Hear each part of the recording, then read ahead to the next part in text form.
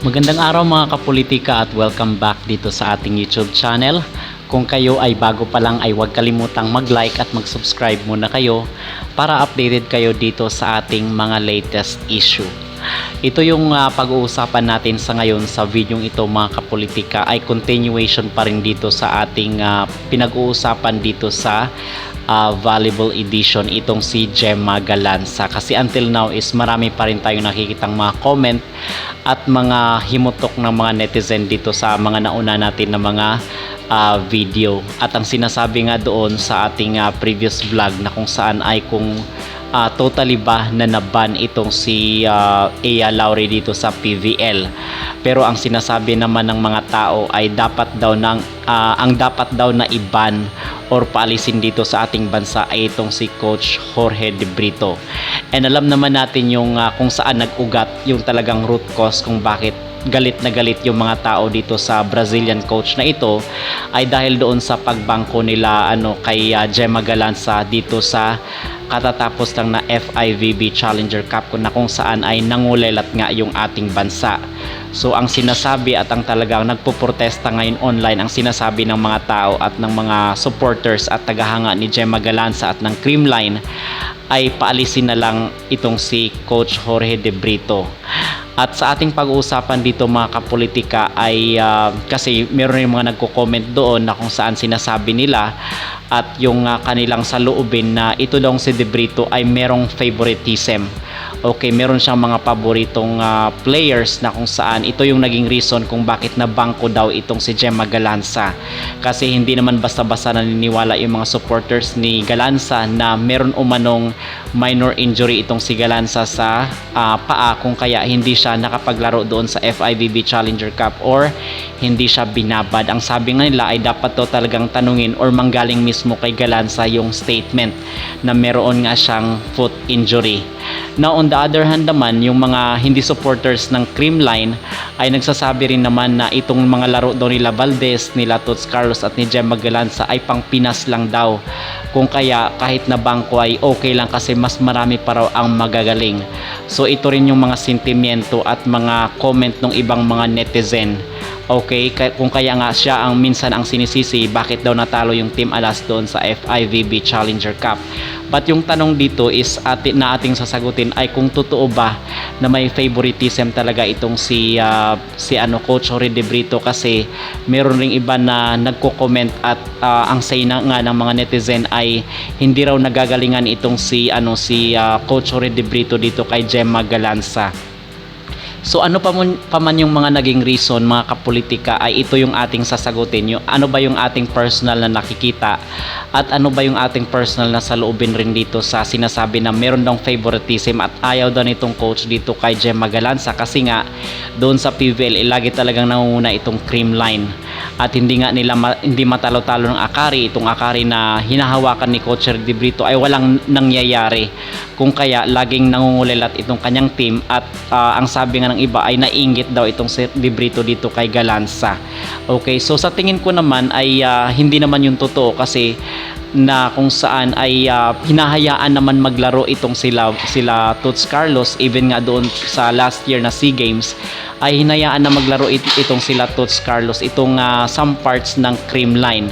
Okay, siguro merong mga favoritism kasi hindi naman mawawala yan, kasi siyempre tao rin yan sila. Kahit tayo naman, meron naman tayong mga hinahangan at gusto talaga ng mga tao, at meron din tayong mga tao na ayaw natin. Okay, so natural lang po yun, but maliit na lang na porsyento yun mga kapolitika. Sa tingin ko talaga dito ay may nakikita talaga na mga players si Coach De Brito, kasi sa sinasabi nga natin is sa training yan inoobserbahan paano ba maglaro yung mga players. Ito pwede ba ito maging observer lang? Ito pwede ba ito maging first six or first lineup doon sa loob ng court? Minsan yung observer is siya yung nag-oobserba paano ba maglaro yung kalaban para after ilang minutes ay papasok na yun sa loob ng court para siya na yung maglaro doon. So yun po ang galawan doon. Pero nakikita rin naman kasi natin ang maliit na porsyento ng favoritism rin sa mga coaches, especially nga dito sa Petrogas yung napag-usapan natin, at yung possibility na pagbangko kay Myla Pablo, kasi parang malayo talaga sa malayo sa puso ng coach ng Petrogas itong si Myla Pablo. So natural lang po yan sa mga coaches. Okay, at marami ngang nanghihinayang dito kasi hindi naman lahat ng gusto natin din mga kapolitika ayun ang masusunod.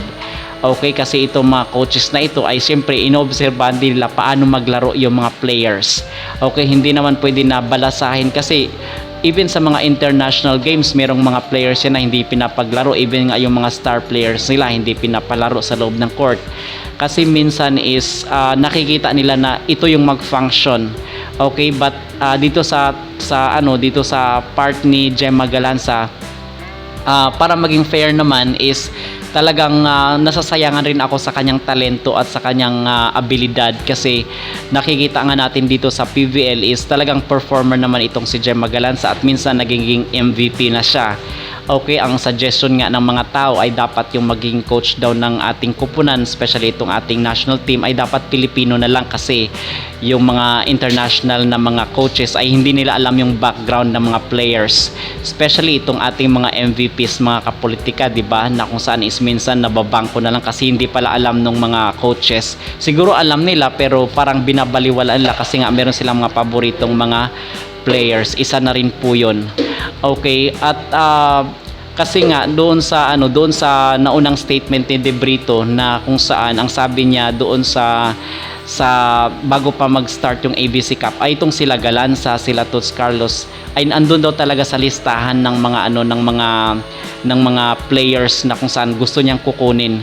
Okay, at ang sabi nga naman ng mga fans, hindi sila kumbinsido ay dapat na lang daw na maglaro itong sila Galanza dito sa PVL kasi wala rin naman siyang maaasahan dito sa Team Alas kung ibabangko lamang siya. Okay, kung kaya nga ang laki ng isinakripisyo ng Creamline, yun lamang pala ay ibabangko lang pala at hindi pala laruin. At ang sabi naman ng mga tagahanga ni Gemma Galanza ay pampalubag loob lang po daw yun. Okay, at pero on the other side naman kasi nakikita rin naman natin yung pagtaas talaga ng sahod nitong mga national players natin. So isa rin po yun siguro sa mga factor kung bakit sumali sila Gemma Galanza at sila Tots Carlos kasi meron rin tayong mga nakikitang mga comments kasi nagbabasa-basa rin tayo ng mga comments dito sa comment section ng ating channel mga kapolitika. So isa rin yun sa mga factor bakit sila nag-join dito kasi doon sa before pa nag-start yung ABC Cup merong mga issue noon na kaya daw hindi sumali itong mga players ng Creamline dahil sa maliit na sahod. Okay, but ngayon is maganda kasi nilakihan na yung sahod, kumbaga magaganahan na maglaro yung mga players natin dito sa national team para talaga maipanalo yung susunod nila na laban sa susunod na buwan. Kayo mga kapolitika, ano sa tingin nyo, meron ba talagang favoritism itong coach ng Team Alas or talagang fair lamang siya sa lahat ng mga players? Mag-comment down below at huwag kalimutang mag-like at mag-subscribe na rin kayo dito sa ating YouTube channel para updated kayo sa ating mga latest issue.